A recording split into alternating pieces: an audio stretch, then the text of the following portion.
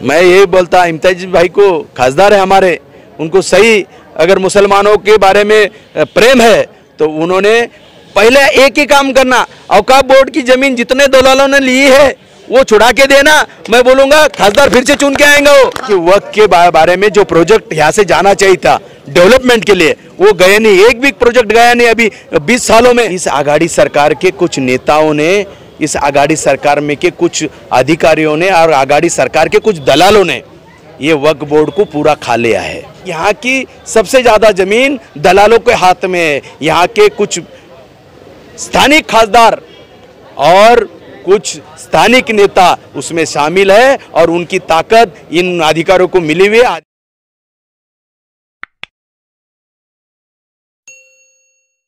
आप देख रहे हैं एसडीएम न्यूज़, मैं रज़ा अंसारी। जैसा कि सब दर्शकों को पता है कि वक्फ बोर्ड के अंदर एक बड़े घोटाले को लेकर जिसे बीजेपी ने आवाज़ बुलंद की है, ये वही बीजेपी है जिसको सेकुलर पार्टियां जो है तो मुस्लिम दुश्मन और पता नहीं कैसे कैसे नामों से नवाजती है। लेकिन बहुत आश्चर्य होता है कि वही बीजेपी आज मुसलमानों के हक के लिए आवाज़ उठा रही है और सेकुलर पार्टियाँ खामोश तमाशे बनी है। सर, मेरा आपका सवाल ये है कि आपको बहुत बहुत बधाई मुस्लिम समाज की ओर से कि आपने इतना बड़े विषय को उठाया, तो सर इसके बारे में थोड़ी जानकारी दीजिए। ये देखो, इस देश में का हर मुस्लिम नागरिक मेरा भाई है। जो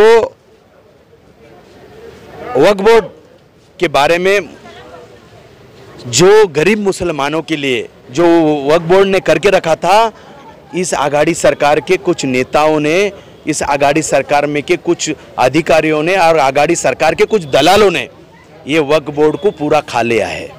ये वक्फ बोर्ड की कई ज़मीनें जो गरीबों के विकास के लिए थी वो ज़मीनें इन्होंने बॉन्ड के ऊपर बेची है। इसके मैंने कई नमूने, कई पुरावे मैंने सेंट्रल को भी दिए हैं, मैंने राज्य सरकार के पास भी दिए हैं, कल वक्फ बोर्ड के जो डायरेक्टर आए थे उनको भी दिए हैं। आज भी मैं बोलता हूँ यहाँ की सबसे ज़्यादा ज़मीन दलालों के हाथ में है। यहाँ के कुछ स्थानिक खासदार और कुछ स्थानिक नेता उसमें शामिल है और उनकी ताकत इन अधिकारियों को मिली हुई है। अधिकारी भी उनको कुछ बोले तो मदद ही करते रहते हैं। इसके लिए वो सभी, अरे सालों साल ऑडिट हुआ नहीं उस वक्फ बोर्ड का, ऑडिट होना चाहिए था। हमने मांग किया इसका ऑडिट कीजिए। ये गरीब मुसलमानों के लिए बनाया गया है, इनको न्याय गरीब मुसलमानों को मिलना चाहिए, इसलिए ये लड़ा चालू किया है। हमारे पूर्व मंत्री ने भी और हमारे गोपीनाथ मुंडे जी ने, नितिन गडकरी जी ने वक्फ बोर्ड के बारे में हरदम बात किया है। इसलिए सिर्फ मैं ही सेकुलर नहीं है, नितिन जी गडकरी, गोपीनाथ मुंडे, भारतीय जनता पार्टी का हर नेता सेकुलर है, लेकिन इन्होंने छुपाया है। हमने तो खुला किया है कि सेकुलर कौन है कौन नहीं है। जो चोर है उनको बाजार में लाया है। अभी सर, जैसा कि एक प्रश्न ये भी उठा है सर्वे के अंदर कि जैसा सड़कों अड़कों माड़ा है, जैसा आप माड़ा से जुड़े हुए हैं, तो क्या वजह है कि जो वक्फ की ज़मीनात के ऊपर उस तरह की कॉलोनियाँ बसा नहीं सकती? क्या भारतीय जनता पार्टी मुसलमानों को बसाने का प्रयास करेंगे वक्फ की ज़मीनात के ऊपर? देखो, हमने तो वक्फ अभी कल डायरेक्टर ने बताया था कि वक्फ के बारे में जो प्रोजेक्ट यहाँ से जाना चाहिए था डेवलपमेंट के लिए वो गए नहीं, एक भी प्रोजेक्ट गया नहीं अभी 20 सालों में। केरल में प्रोजेक्ट बने वक्फ बोर्ड के निधि से, तेलंगाना में वक्फ बोर्ड के निधि से प्रोजेक्ट बने और कई राज्यों में, बिहार में भी वक्फ बोर्ड के जैसे इस शहर में, ये हैदराबाद संस्थान से जुड़ा शहर है और इसमें एक भी प्रोजेक्ट नहीं किया गया। ये शोकांतिका है इस औरंगाबाद संभाजीनगर की। सर, जो ऐसे लोग जो अगर जो वक्फ जमीन छुड़ाना चाहते हैं तो क्या वो आपसे अपेक्षा रखें कि आपके पास आएंगे, आप उनकी मदद करेंगे? ऐसे कई प्रकरण मेरे पास आ चुके हैं जो वक्फ बोर्ड की जमीन छुड़ाना है और वो उसकी के लिए मैंने सब पुरावे के साथ सरकार को दिए है, लेकिन सरकार आंधी है, गूंगी है बोले तो पूरी तरह से, और वो सिर्फ देखने का काम कर रही है और उसके ऊपर कोई उन्होंने कार्रवाई किया नहीं है और उसका निषेध भी हम अगले आते समय करेंगे। सर, खासदार इम्तियाज अली साहब ने ये लड़ाई है जालना रोड के ऊपर, इसके ऊपर आप कुछ बोलना चाहेंगे कि लड़ाई कहाँ तक सही है, क्या है, या कामयाब होंगे?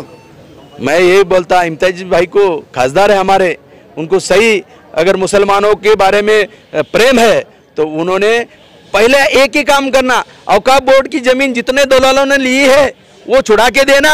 मैं बोलूँगा खासदार फिर से चुन के आएंगे वो। कल भारत सरकार के सदस्य,